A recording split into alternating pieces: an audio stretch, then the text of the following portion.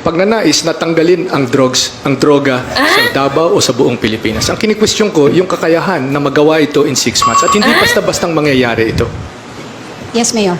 Secretary has forgot that he was the DILG secretary. He controls the police. He has the administrative control of everybody. Kaming city mayor, Philippine National, kami yung mga mayor, we only give the guidance to the police. We do not exercise control over the police. Kayo ang nagpipili ng mga tao. It is not us. We do not have control the PDEA. Let me finish. Hindi na tuloy na kasi tulog si Maru. Nakalimutan siguro ni Mayor yung local government code na kung saan ang mayor po ang chief executive ng isang lugar. Nung ako po ay nanunungkulan sa DILG, ang halaga po na nakumpiska namin na droga sa buong Pilipinas was 7.5 billion pesos. Tama na ba ito? Hindi pa. Kontento na ba tayo? Hindi pa. Pero yan ang aming actual na accomplishment. 7.5 billion pesos of confiscations and arrests. All of these have arrests. May mga tao na nasa prisuhan ngayon na naaresto dyan sa mga drug busts na yan. Yes, Mayor Duterte. Just Yes, answer. inaresto mo. Pero ang ginawa ninyo, this administration allowed shabu to be cooked inside the National Penitentiary. Is that your performance? Kaya nahuli nga di ba? Ikaw yung chief of police, pinaka-chief DILG, it's under you. Philippine National. Hindi Di ba naman na- It's finished, ma'am. wala. Alam mo, wala kang ginawa. And you are claiming credit which is not yours. Ang mahirap sa iyo, Mar, you are always a pretentious leader. Hindi totoo yan. Ang hirap sa iyo. Secretary Ang Mar hirap is sa iyo. talking. No, it's my time. It's my time. Oras ko Yes, na ngayon. your time. Ang hirap sa iyo, Digong, ay hindi mo sinasabi ang totoo. Ang totoo ay nahuli nga Di ba nahuli? Kaya ginawa din, nahuli yan. Kung pinabayaan namin yan, edi yun ang masasabi mo. Pero nahuli yan naaresto, tinigil. At patuloy ang ating laban sa droga. Hindi yan pagiging pretentious. Nangyari yan. Nasa dyaryo yan. Totoong nahuli yung mga gumagawa ng droga sa loob ng prisuhan. And then, dyaryo yun, tabloid yun. Alam mo, is this there for the people to see? This is a republic.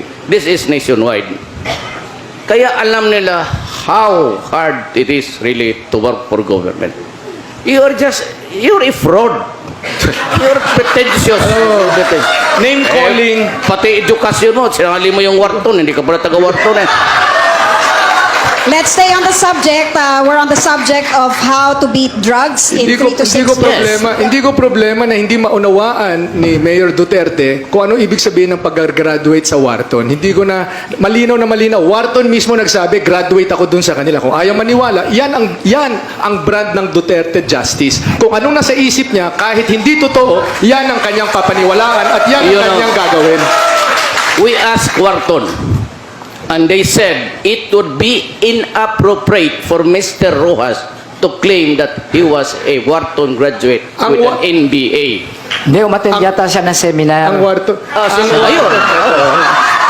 Eto naman si Vice President Binay. Sumama pa, sumausaw pa. Ang importante,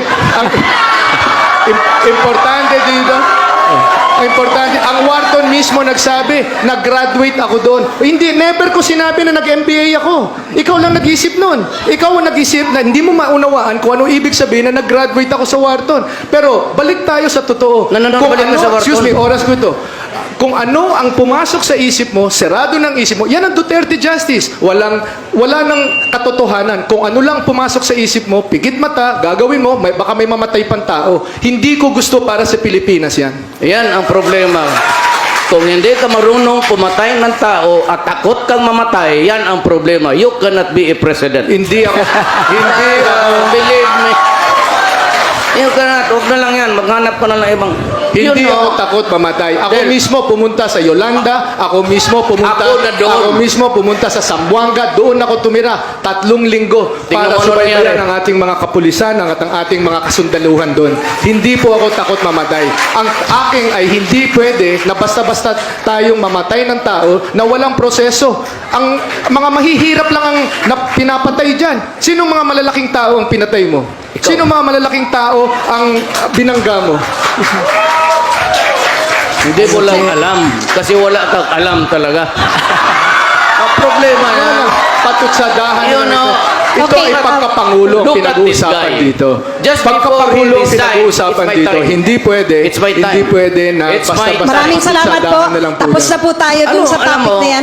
We'll just move on to But I said Senator I was Post. there. Remember I just said I was there in Yolanda Day too. This guy cannot handle stress. Ay, nako. He's a weak leader. You were there. You were asking us for coffee and we were there accommodating you. Nandun ako, nagpapatakbo ng meeting. Nandun ang mga general. and Nandun you- si Secretary Bolts Gasmin. Nandun Secretary Dinky Soliman. On the second day, nandun ang Pangulo. Paano mo sasabihin na nawala ako doon? Nandun ako. I was the central player doon sa mga meeting na yon. Okay, Ikaw Mayor. ang nawala. Dumating ka doon, ilang oras, nagpa-photo op, umalis. Yan ang uri ng liderato mo. Okay, Mayor Duterte, the last word from Because I you. was among imuronder na hindi malaman kung anong gawin. I said you were there, you were lost like this so big. I was there for I 2 said, weeks. Mar. Araw-araw ako nagpatakbo ng meeting. May lahat tingnan ng mo mga ano tao, nangyari. may mga tao Okay, doon na titigil na po tayo dito. Mawalang galang na lang. Okay, Mayor Rodrigo. Assuming Secretary Rojas na yung nahuli ninyo nasa Bilibid prison, ano kaya ginagawa? Okay. ang bilibid ho ay nasa ilalim ng Department of Justice. Abogado po kayo. Alam po ninyo Kasama yan. ka sa administrasyon. You are the apologist of this administration. I'm not the apologist. You answer me. Proud ako sa na-accomplish nitong administrasyon na ito. Perpekto ba kami? Hindi. Kami ang pinakaunang magsasabi, hindi kami perpekto. Pero 4.5 milyong pamilya na ngayon ang natutulungan nitong administrasyon nito sa 4Ps. Just answer me. 6.5 Pero milyong pamilya 25 milyong mga Pilipino ang nananatiling mahirap at 15 milyong Pilipino ang patuloy na Yan po ang nagugutom. ating My nagawa. Kung dati question natin is, ay 170 what are they billion. doing? Okay, in papatigilin ko Muntinlupa. lang po muna kayong lahat dahil nagsasapawan na rin po. Ako ang I tanong. think- Uy, Sabi ko, anong ginagawa sa Muntinlupa? Di simple, nagluluto ng Cebu hanggang ngayon.